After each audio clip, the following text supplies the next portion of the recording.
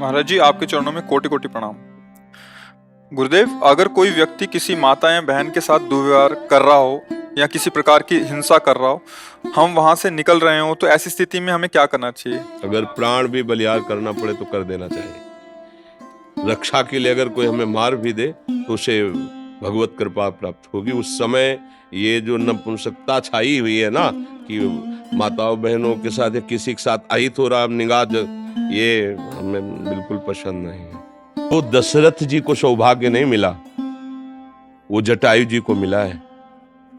दशरथ जी पिता हैं, लेकिन भगवान की गोद में प्राण नहीं छोड़े।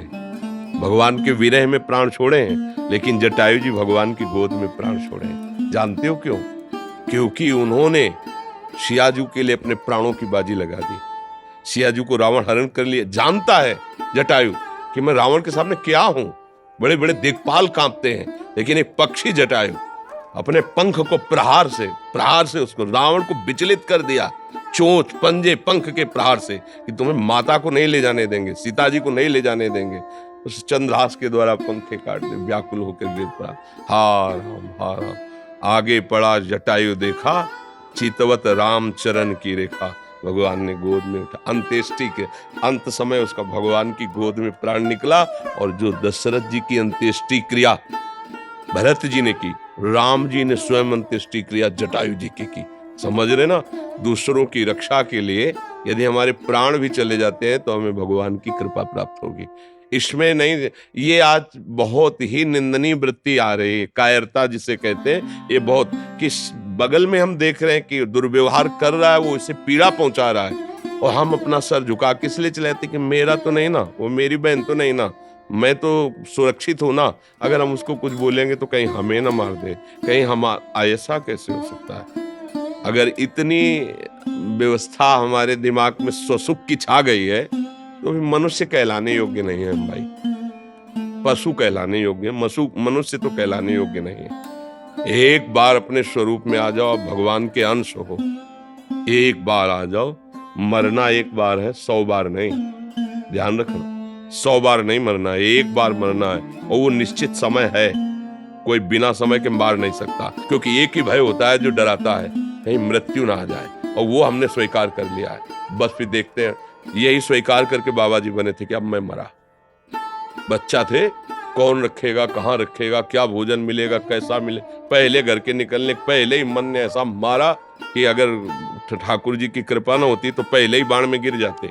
जो ये गांव से बाहर निकले जन्मभूमि से, तो ऐसी प्रेरणा मन में, क्या भोजन कैसे मिलेगा। बच्चा थे, कौन रखेगा, कैसे, क्या, कहाँ, यहाँ तो अम्मा है, परिवार है। तुरंत आया कि अब तो मरा।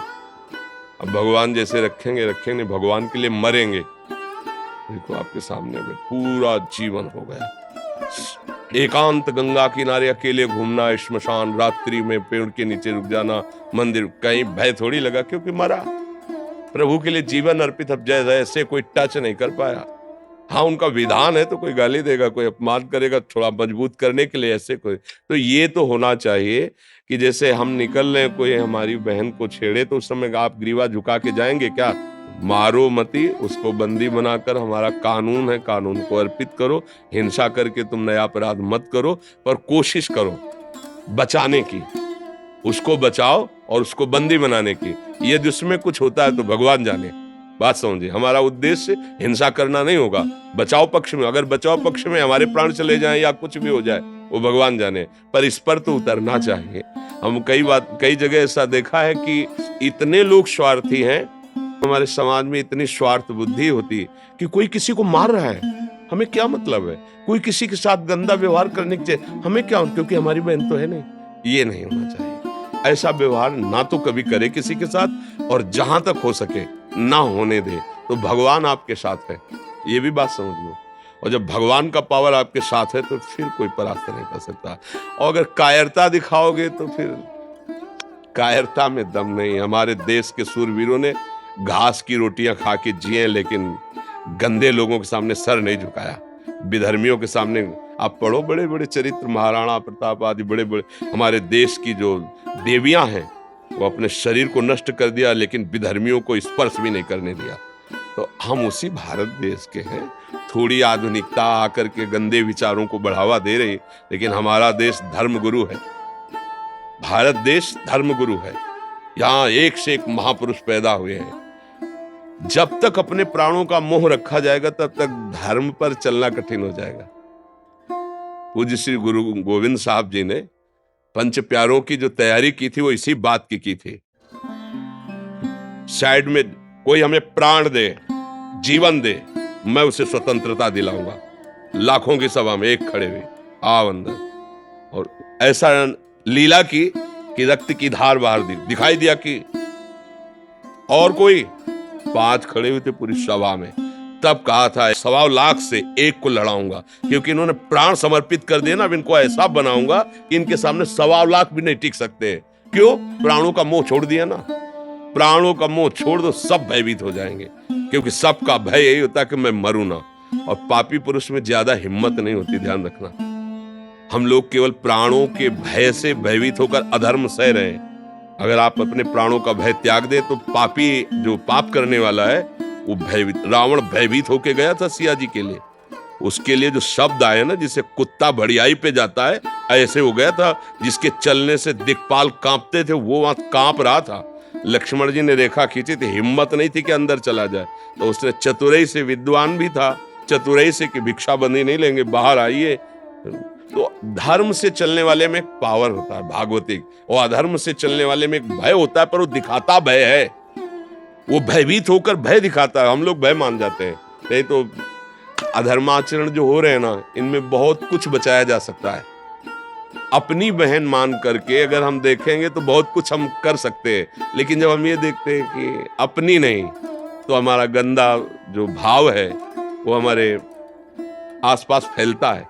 जिसे भागवतिक भाव है ना, वो आसपास के वातावरण को सुधारता है। ऐसे हमारा गंदा भाव, आज हमारा नया समाज स्वसुख वासना में इतना लिप्त हो गया है कि दूसरे की रक्षा करना भी धर्म है, दूसरे को बचाना धर्म है, ऐसी सोच ही नहीं रह गई। वो खुद ऐसे आचरणों में युक्त हो गए। इतना तो मनुष्यता होनी चाहिए, इतनी तो होनी चाहिए। अब वो धीरे धीरे न शास्त्र स्वाध्याय है, न धर्म का परिचय है, न जितेंद्रियता है, तो दम ही नहीं रह गई है। लगता भैया अपने प्राण बचाओ, आज हो रहा है होने दो। ऐसा कितने दृश्य आप देखोगे जिसमें सामने लोग खड़े देख के मुंह फेर के चले जा रहे हैं। अगर वो 4 लोग जा रहे हैं और लौट करके देख ले तो उसकी लघुशंका निकल जाएगी, क्योंकि वो खुद भयभीत है। वो जो अत्याचार परायण हो रहा है ना, वो उसका भय और पाप है। तुम केवल एक बार आंख टाइट करो, उसकी होश उड़ जाएंगे। पर अपने लोगों के अंदर वो बात नहीं रह पा रही। बहुत अच्छा लगा कि आप नवयुवक हैं और समाज रक्षा के लिए ऐसा प्रश्न करते हैं। ऐसा ही होना चाहिए। हमारे देश के वीरों को देखो, जैसे लोग ब्याह में नहीं प्रसन्न होकर के खुशी होकर जाते हैं, ऐसे फांसी पे चढ़ने के लिए तो विदेशियों के दिमाग काम नहीं करते कि भारतीय है क्या चीज। वंदे मातरम फंदा चुमा और गले में डाल करके झूम गए, देशभक्ति में झूम गए। उनको लग रहा था मरने के लिए तो अच्छे अच्छे को होश खराब हो जाते हैं, और ये भारतीय मरने के समय मुस्कुरा रहे और ऐसे जा रहे जैसे दूल्हा बनने जा रहे हो। वंदे मातरम, जय हिंद, और फांसी का फंदा लगाया। धर्म में चल रहा, आज हम उनके गीत गाते हैं, आज उन्हें प्रणाम करते हैं, उन्हें नमस्कार करते हैं। नहीं, पशुओं की तरह मर गए, कौन जानता है, कीड़े मकोड़े की तरह। अगर धर्म किया तो जैसे यहाँ स्वागत सम्मान आपका, तो वहां परलोक में भी जिसकी यहाँ निंदा होती ना, दूसरों को सताता रहता था, तो नरक में भी उसकी। और जब यहाँ होता है कि ऐसा समाज सेवी, ऐसा धर्म से चलने वाला, तो उसका वहां सम्मान होता है, क्योंकि मालिक देख रहा है ना, ये कर्म भूमि, ये खेती है, जैसा बोओगे वैसे ही आपको फल प्राप्त होगा। धन्यवाद के पात्र बनो, ऐसा जीवन बनाओ।